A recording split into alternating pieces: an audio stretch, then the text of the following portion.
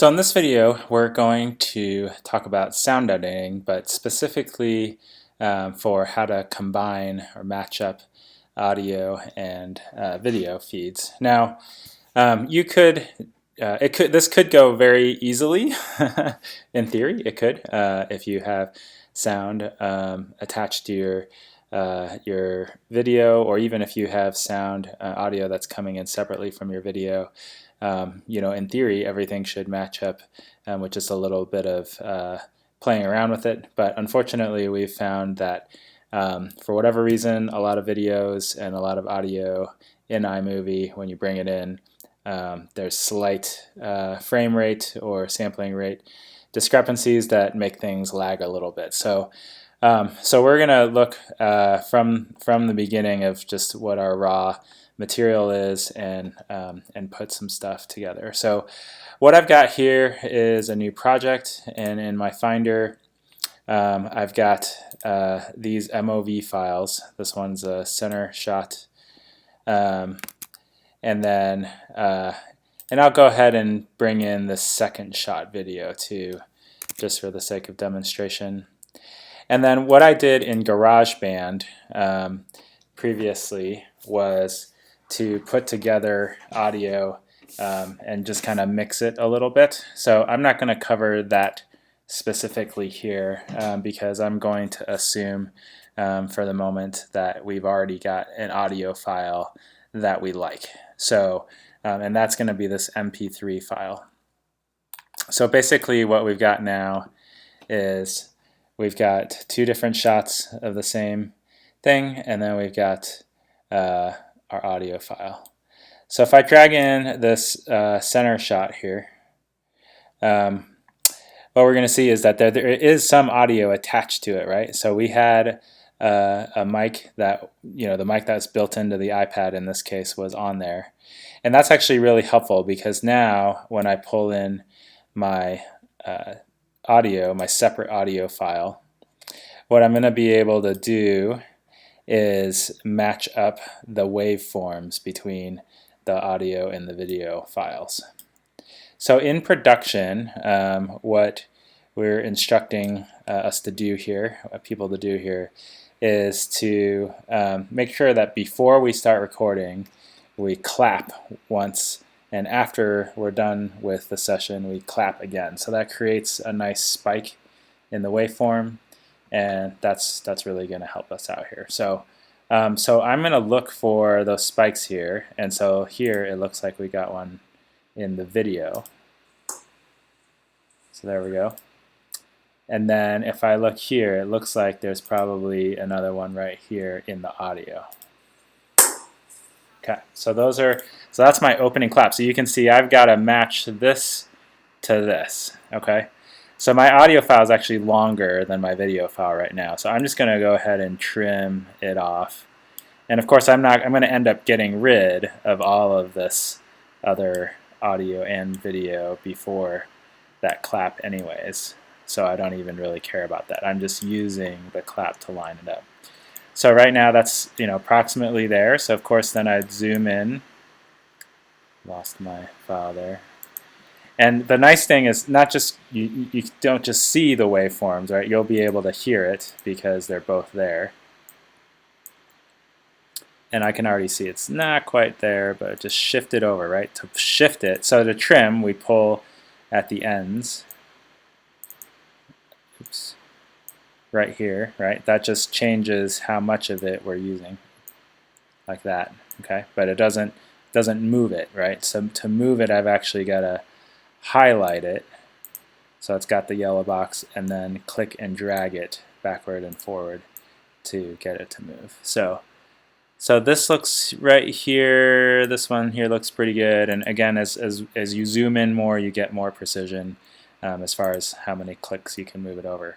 Okay, so we should hear one clap now, not an echo. And that sounds pretty good. So that's the opening clap. And really, if we knew that the audio and the video were going to sync completely, then we'd be done right here. We'd be matched. we would probably just cut out the audio. We'd mute the audio from the video.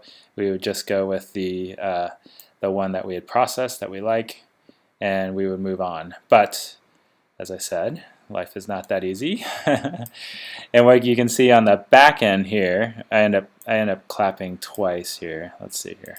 I don't know if this is it. Left, is there anything? I don't mind him being there. It'll be short enough. No, this is I think it's earlier. Yeah, here we go. No, we're moving to worship, right? At this point. So there's a clap. Yeah. There's a clap. There's another clap. Right, you can see it. Should we? So basically, it's off by that much, which is like a fair bit, right? So we've got to match it up. So I could actually adjust either the timing of the video or of the audio, but I prefer generally to keep the main video track unchanged. And that way I just always can rely on that as the anchor, and I'll change instead the audio track. So what I've got to do basically is slightly lengthen the entire audio track so that this spike gets to this spike. All right, so I get rid of that second delay, because you can actually you'll actually be able to see it when it's moving. So even if I like right here, for example, you'll be able to hear there's talking, but nobody is. And then now Danielle starts to move her mouth, right? So, so it's, you definitely want to get rid of that if you don't want weird effects. So how do we move things? So I'm gonna, to make it a little easier, I'm gonna get those claps towards the end of my page here. So I'm going to just trim the file back on both the audio and the video. And that's just going to let me zoom in easier and do what I'm about to do next. So, okay, so we got them both there. And now I can zoom in a good bit. And what I'm going to do is highlight the audio, and I'm going to go to this little timer thing. And so this has speed, and I've got some selections here. What I'm going to hit is custom. And for right now, I'm just going to punch in 101. That's going to be too much. It's actually going to pull it back in this case. But what it gives me is this little rabbit guy.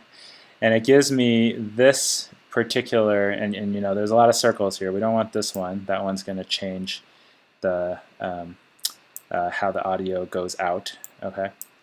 But instead we want this guy that's got the timer. When I pull on this, this is going to stretch or reduce the length of this audio clip. So I know I got to pull it all the way back somewhere like this. So I'm getting close now. So that's pretty close to where it was originally. But now I'm looking for those waveforms to match up. And we're getting close. You can't, fortunately, they don't, either the processor or something's not letting me quite see it right when I'm doing it. But that is pretty good. So if we play this, should we say anything at before we go into? We're moving to worship, right? At this point. Yeah. So that looks like that looks and sounds like they're pretty much right on top of each other. Can maybe just slightly adjust it back.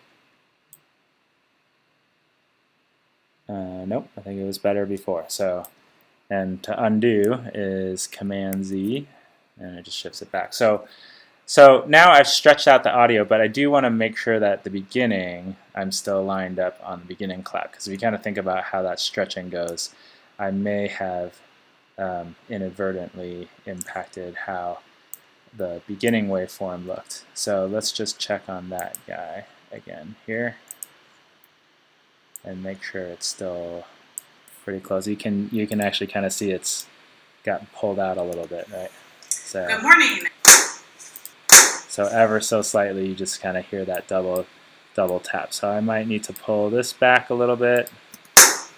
Yep, now you can hear that it's one clap, and now I can come back to the end check this guy again and maybe just pull him out one click, and that should be about perfect. So, so that's basically how we line up audio and visual. That's using the claps. So if you have that, it's pretty easy. If you don't have that, it's quite a bit more challenging, but same principles involved. What you want to try to do is just find places in the waveform or places in the audio, assuming you've got audio both in your video feed and your separate audio, to be able to try to match it up. It would just be a lot more trial and error, a lot more moving around, a lot more work in general, but it would be the same principles as far as what tools to use. So once you have this set, then if you don't want to, if you kind of want to fix, like make this one solid piece and not have to worry about it when you combine it with other things, so what I would do is just go ahead and on the main video there, I would go ahead and turn off the audio, and that's right here, just clicking that mute button. And then now I can just go ahead and export to my file and create an MP4 file. And I'll cover the different export options in another video there. But if I create a new video, then I can just use that in my overall iMovie project for the whole Sunday Lounge, and that way I don't have to I don't have to worry about the audio and the video being separate, and I can trim and cut and all sorts of stuff to just one thing. So that's just an option in case that makes life easier. So that's about it for matching up audio and video.